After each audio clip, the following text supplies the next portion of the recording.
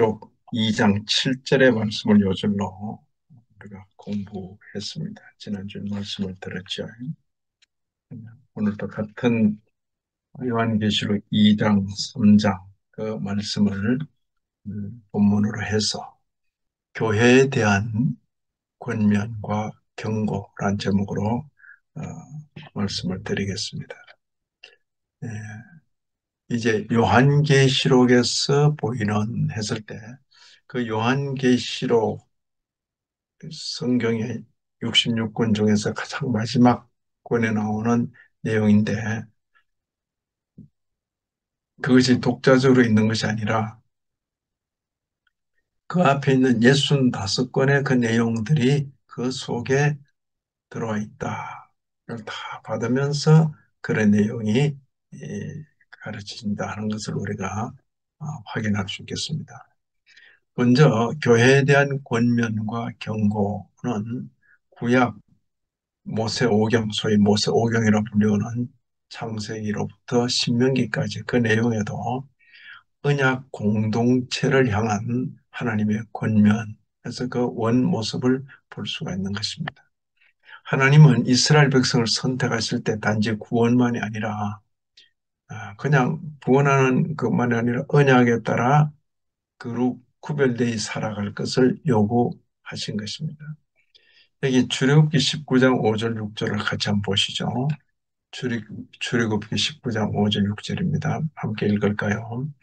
너희가 내 말을 잘 듣고 내 언약을 지키면 너희는 내게 제사장 나라가 되며 거룩한 백성이 되리라. 이 언약 백성들을 향해서 내 언약을 지키라, 지키라. 그리고는 내게 제사장 나라가 되고 거룩한 백성이 되겠다. 그렇게 약속을 주시는 것입니다. 그냥 구원 끝이 아니라 구원하시고 그리고는 언약 백성으로 살도록 요구하시는 것입니다. 자, 신명기 30장 15절이면 신명기의 거의 마지막입니다. 거기도 보면 생명과 복, 사망과 화를 네 앞에 두었은저.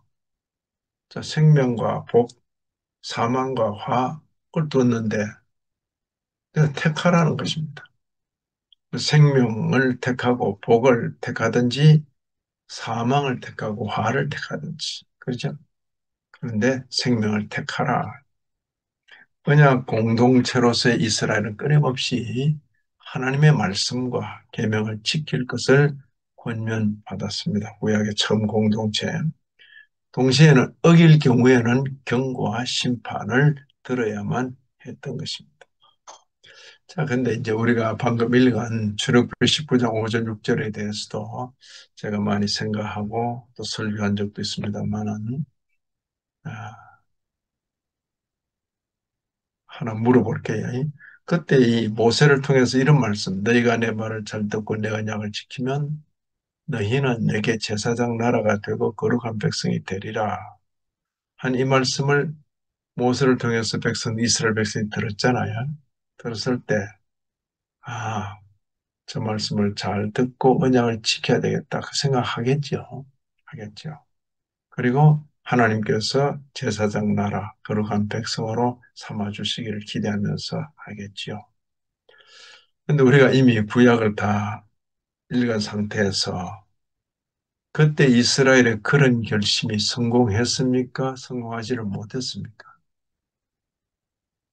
그죠? 어. 그때 이스라엘은 이 말씀을 듣고 결심하고 했지만은 결국 성공하지 못했죠. 성공하지 못하고 결국은 아, 약속받은 그 축복의 땅에서 타락하고 그리고는 결국에는 성전도 무너지고 이 선민들은 포로로 잡혀가는 이런 비참한 결과에 이르게 되는 거죠. 그게 무슨 좋은 내용이라고 성경에 다 기록해 놓습니까? 그죠?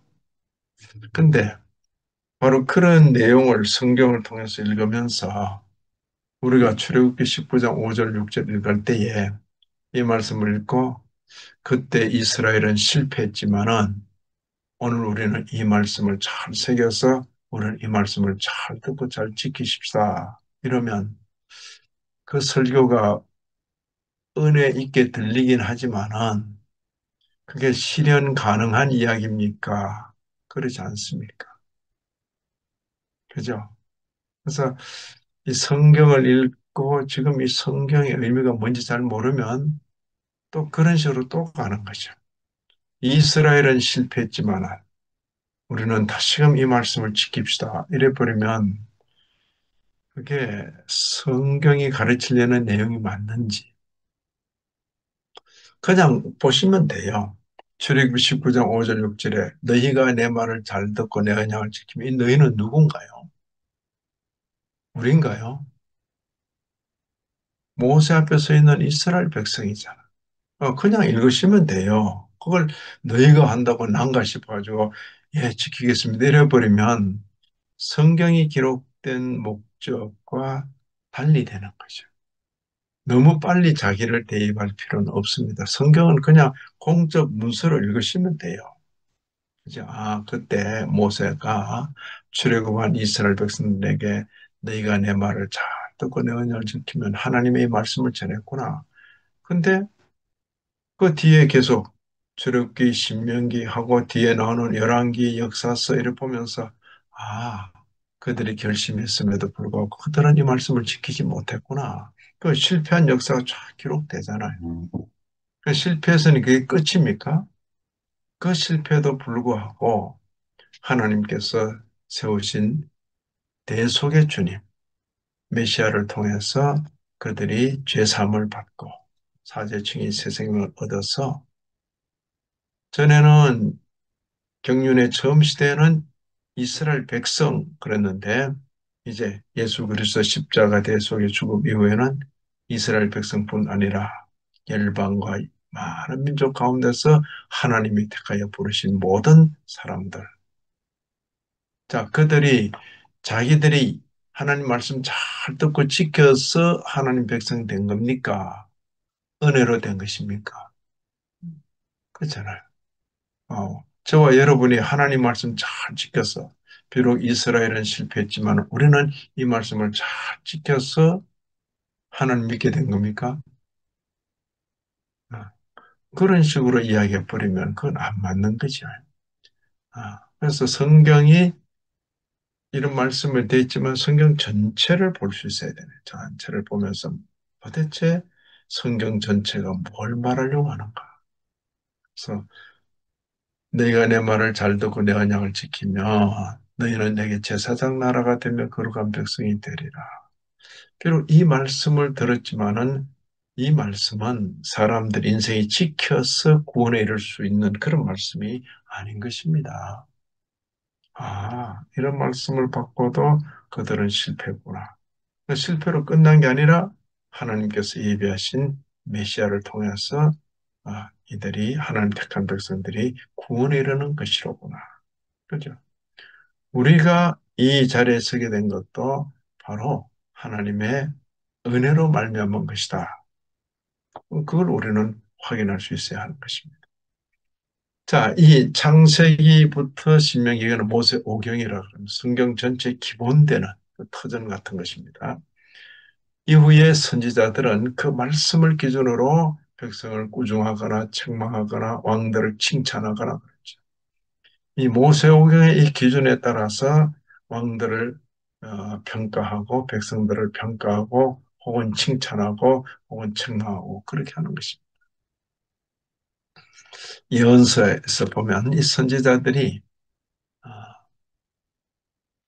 그 성경 말씀에 가능한 진지하게 순종하는 그 왕이나 백성들은 칭찬하지만은 그렇지 못할 경우는 심지어 심각하게 꾸중하고 책망하는 것입니다. 자, 바로 이런 내용이 아주 그 대표적으로 들어있는 성경이 포로기 이전, 포로기 전후해서 이사야, 예레미야, 에스겔, 다니엘, 대선지자라 하는데 양이 좀 많다 해서 대선지자입니다. 이사야, 예레미야, 에스겔, 다니엘. 그 이런 대선자뿐만 아니라 그 뒤에 나오는 열두 소선지자들의 그 선지서의 내용에도 이런 내용들이 칭찬을 듣지만은 때로는 꾸중을 듣는구나. 이스라엘과 유다의 불의 혹은 우상숭배, 형식주의. 그래서 진정한 회개와 순종을 촉구하는 것이다. 자, 이사야 선지자가 제일 먼저 나오는데 이사야, 그다음에 예레미야, 그다음에 에스겔입니다. 그리고 다니엘은 포로에 잡혀가서 아예 포로 생활을 한 사람이죠. 에스겔은 포로 수용소에서, 다니엘은 왕궁에서. 그러죠? 자, 근데 그 내용을 보면 이사야 1장 13절, 이사야 처음 1장 딱 들어서면서부터 이게 참 어둡구나 하는 것을 느낄 수 있는 거지. 자, 이사야 때는 아직 성전이 그대로 있는 때입니다. 그리고 많은 왕들과 백성들이 그 성전을 출입하면서 제물을 하나님께 드릴 때예요. 그런데 하나님의 말씀은 이사야를 통해서 주신 하나님의 말씀은 헛된 제물을 다시 가져오지 말라. 하나님께서 그 제물을 기쁘게 받으신다는 겁니까? 싫다는 겁니까? 그죠? 그러니까 바로 이런 거, 형식적 신앙, 제사는 있는데 마음이 떠나는 그런 제사는 하나님께서 받지 않으시는 겁니다.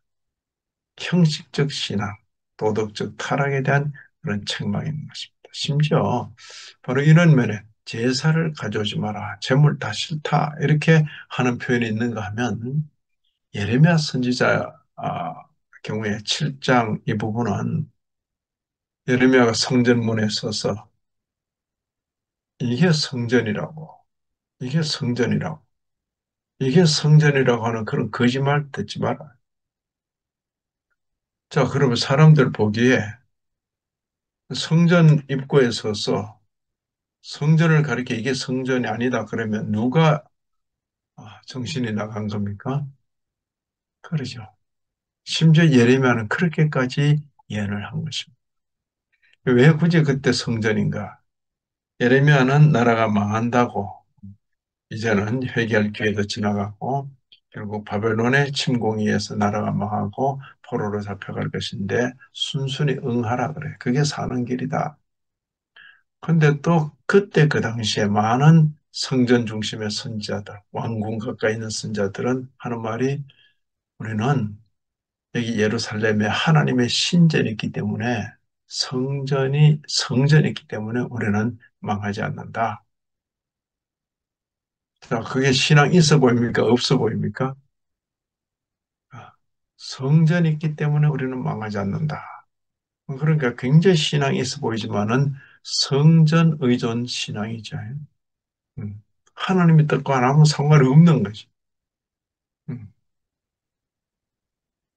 그때 바로 그런 신앙은 아무 근거가 없다 하는 것을 예레미야 선지자는 이 성전을 성전이라고 말하는 것, 그 거짓말 믿지 마라. 그렇게까지 극단으로 표현한 것입니다. 이 모든 권면과 경고는 단지 도덕적으로 비난하는 것만이 아닙니다. 그리고 하나님과의 언약 관계 회복을 위한 요청인 것입니다. 하나님과의 이 관계를 회복해야 된다. 요한계시록에 나오는 2장, 3장에 나오는 일곱 교회, 에스버두 사빌라, 일곱 교회에 대한 경고도 바로 이런 전통, 구약의 예언자적 경고의 전통을 개성한다. 그렇게 볼 수 있을 것입니다. 자, 모세오경, 그다음에 예언서, 근데 신약에 이르러서 복음서도 보면 세례 요한도 그렇고 우리 주님도 그러시죠. 회개하라, 회개하라, 이제 회개하라. 천국이 가까웠다. 회개하라. 독사의 자식들아, 그죠? 그게 이제 이게 이방인들이 대상이 아니에요.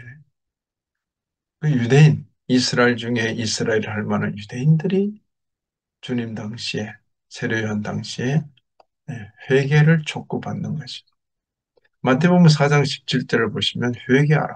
천국이 가까이 왔다. 그리고 마태복음 23장에는 여러분 마태복음 23장 보시면 화 있을진저, 화 있을진저, 화 있을진저 일곱 번이나 반복해서 저주를 받을지어다. 저주를 받을지어다. 화 있을진저 너희 외식하는 서기관들과 바리새인들이요. 그죠? 이방인이 아니에요. 이스라엘 중에 유대인 중에 특별히 잘 믿는다는 종교적으로 열심히 있다는 서기관과 바리새인들이요. 외식과 형식주의를 정면으로 비판하는 것입니다. 우리 주님께서 무릇 내게 붙어 있어 열매 맺지 아니하는 가지는 아버지께서 그것을 제거하시고 이런 예수님의 말씀을 오늘날의 교회 향한 경고와도 동일하게 열매 없는 믿음, 위성적 경건, 회개 없는 자기 확신을 철저히 경계하는 것입니다. 자, 복음서 다음에 사도행전이고 사도행전과 동시대에 쓰여진 많은 편지, 교훈, 서신은 바로 교회에 대한 지속적인 권면인 것을 반복해서 볼 수 있는 것입니다. 여기는 바울 서신이 주로 이루어져 바울 서신이 신약 27권 중에서 13권 혹은 14권이 되니까 바울 서신이 주를 이루는 것입니다. 그 바울 서신뿐만이 아닙니다. 야고보서도 있고 또 히브리서도 있는 것입니다.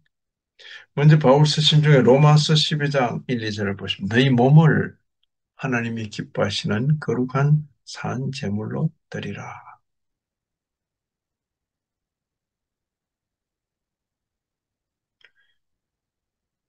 이 표현은 이 종교적인 이스라엘의 종교적인 사람들은 이스라엘 전통에서 종교적인 사람들은 늘 성전에 제사를 드리는 그걸 늘 생각하죠. 근데 바울 사도는 뭘 말합니까? 그 제사 드리는 그런 제물 말고 너희 몸, 너희 삶 속에서 그 믿음이 드러나야 된다. 그런 뜻이죠. 너희 몸을 하나님이 기뻐하시는 거룩한 산제물로 드리라. 우리는 신약 교회 가운데서 그뭐 제사를 더 이상 드리지 않습니다만은 예배가 들어왔죠. 제사 대신 예배가 들어왔는데 예배 그 시간 동안만 우리 몸을 드리는 거 아닙니다. 예배는 예배. 그리고 그 이후에는 그냥 우리가 알아서 한다. 그건 바로 이런 정신과는 맞지 않는 것입니다. 그래서 우리 사이에 서있는 구불되는 표현은 의식 예배. 주일 낮 11시부터 12시 호강까지 진행되는 의식 예배. 그건 일주일의 긴 시간 동안에 한 시간뿐이잖아. 그 의식 예배만 아니라 생활 예배. 예배 마친 후로부터 다음 예배 시간까지 모든 일주일 동안에 자고 깨고 먹고 마시고 하는 그 모든 가정에서 직장에서 학교에서 하는 모든 생활 속에서 너희 몸을 하나님이 기뻐하시는 거룩한 산제물로 드리라 하는 이 말씀이 있어야 되는 거죠. 어쩌면 오선도선은 바로 이런 면에 이렇게 강조점을 두는 그런 공동체이죠. 초대 교회 때에도 고린도 교회 같은 경우는 지역적으로 항구 도시이기 때문에 많은 선원들이 왔다가 가고 하는 그런 속에서 뭐 술집도 있겠고 유흥장도 있겠고 하는데 음행의 문제가 고린도 교회는 심각했던 것입니다. 그 문제를 지적하고 내부의 정결함을 유지하도록 명령하는 것이죠. 심지어 그 권징을 하도록 권하기도 하는 것입니다. 갈라디아 교회는 바울 사도의 복음을 통해서 세워진 교회임에도 다른 사람이 이렇게 그 복음과 반대되는 그런 내용을 가지고 전하는데도 구분을 못하고 분별을 못하고 막 따라가게 될 때 바울 사도는 굉장히 강력하게 권고하는 겁니다. 내가 전한 그 복음 외에 다른 복음을 전하게 되면 전하는 자도 저주를 받을 것이고 그 복음을 좋다고 받는 자도 저주를 받는다. 이런 일은 비록 천사가 와서 말할지라도 그 내용이 다른 복음이면 그건 아니다 그랬어요. 그래서 이 다른 복음의 의미는 뭔가 하니까 우리가 은혜로 구원받는데 자꾸 이렇게 예, 율법, 행위 이런 걸 우리의 공로로 구원받는 것처럼 그걸 변질시킬 때 그걸 다른 복음이라고 하는 거죠. 이런 분명한 내용이 있는데 예, 이런 내용을 신약 성경에서 읽으면서도 아까 위에서 본 것처럼 출애굽기 그런 말씀도 보면 그때 이스라엘은 실패했으나 우리는 지킵시다. 뭐또 그런다고. 그건 안 맞는 거죠. 신약의 정신과는 맞지 않는 것입니다. 예.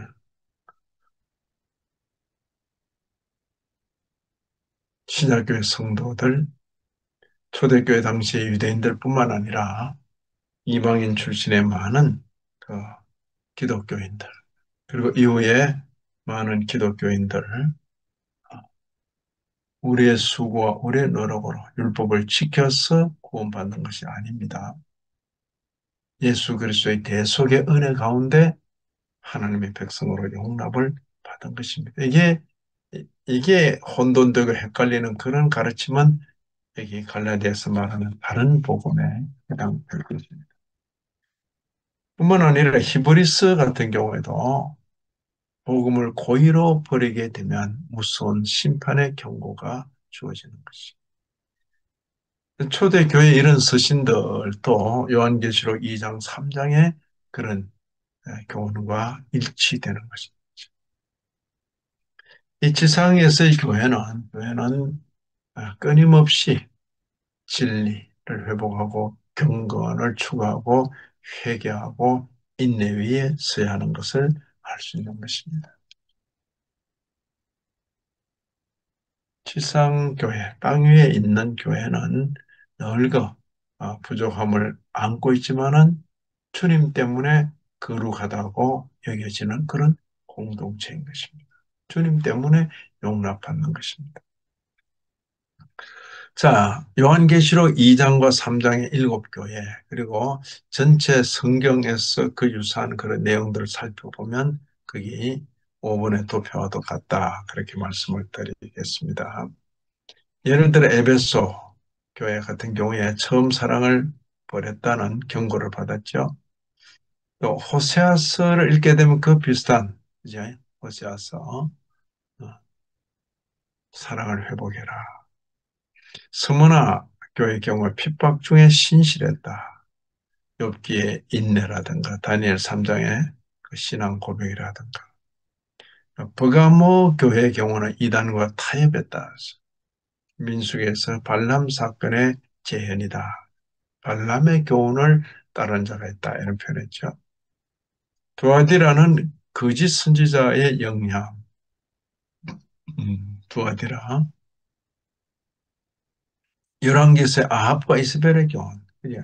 북쪽 이스라엘은 분명히 이스라엘이에요. 이스라엘. 그럼에도 그 왕이 아합이 되고 그것도 왕비가 이세벨이 되다 보니까 이스라엘 전체가 마치 이방 나라처럼 그렇게 되는. 교회는 교회인데 거짓 선지자 영향을 받아가지고 그럴 수 있는. 사대교회 같은 경우는 이름은 살았지만 죽은 교회. 사대교회. 겉모습만 나면 예루살렘에 대한 예레미야의 경고와 아주 유사하죠. 아, 이름은 살았는데 죽은 교회. 성전은 있는데 전혀 성전의 역할을 하지 못하는. 빌라델피아 교회는 인내와 충성으로 칭찬을 받았죠. 하박국서나 하박국서 같은 경우에 의인은 믿음으로 말미암아 살리라 하는 이 말씀. 또 라우디게아 교회는 그 차지도 않고 덥지도 않고 어떤 미지근하다 그랬어요. 그러니까 내 입에서 내 칠이라 그랬어요. 아모스서에서 물질주의 형식적 예배에 대한 비판의 그 음성과도 유사하다. 이렇게 서로 한번 대조를 해본 거예요. 성경 전체에서.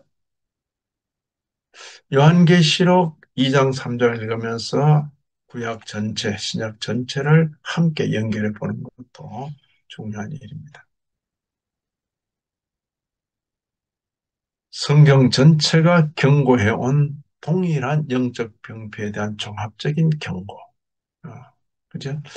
요한계시록 2장 3장에 나오는 일곱 교회는 소아시아는 지금의 터키인데 지금의 터키 가운데서도 그 서부 쪽에 교회들이 몰려 있어요. 소아시아 일곱 교회 실제적인 교회였어요. 그러나 이후에는 상징적이고 영적인 교훈을 위한 그래서 그 실제적인 교회가 겪었던 그 모든 내용들이 오고 오는 세대의 주님의 교회들에게 주어지는 교훈으로 적용이 되는 것입니다. 참된 교회는 항상 개혁되어야 합니다. 음, 교회가 진리로부터 벗어날 수 어, 없는 것입니다. 진리로부터 벗어나서 안 됨에도 교회는 교회인데 진리로부터 벗어나는 그런 경우도 있다는 그래서 지속적인 회개, 끊임없이 새롭게 되는 그런 필요가 있다는 거죠. 전체적으로 예부터 하나님의 백성은 하나님과의 그 약속의 관계, 언약 관계. 그래서 신앙 생활이라는 하나님과의 언약 관계의 그 매점이죠. 언약 공동체. 그 회개하는 것은 이 언약 관계를 회복하는 거예요. 아무쪼록 하나님 언약 공동체에 속한 이건 우리의 노력 아닙니다. 우리 노력 이전에 하나님의 택하심, 하나님의 택하심으로 또 은혜 베푸심으로 예수 그리스도 안에서 하나님의 백성으로 하나님의 자녀로 부름받은 저희들인 거죠. 아, 그래서 언약 백성이다 하는 그 확신 가운데 그 은혜로 받은 이 관계를 어떻게 지속적으로 유지해 가는가. 그 역시 은혜 가운데 유지될 것입니다. 바로 그 면에 있어서 하나님께 계속 기도하면서 우리를 계속 은혜 가운데 이끌어 주시기를 간구하는 것입니다. 나의 뭐 열심, 충성, 그것은 아주 극히 적은 부분이죠. 아무쪼록 아, 교회에 대한 권면과 경고를 예, 우리가 주님의 교회에 속한 자들로서 잘 받고 마음에 간직하고 남은 날을 가게 되기를 진심으로 기원합니다. 하나님 아버지 허락하신 교훈 가슴에 담고 후에 남은 날을 살게 하여 주옵소서. 글에 나와 있는 이 땅 백성들을 불쌍히 여겨 주옵시고 불의와 부정의가 반치지 않도록 하시고 정의와 공정이 세워지게 하여 주옵소서. 예수님 이름으로 기도 올리옵나이다. 아멘.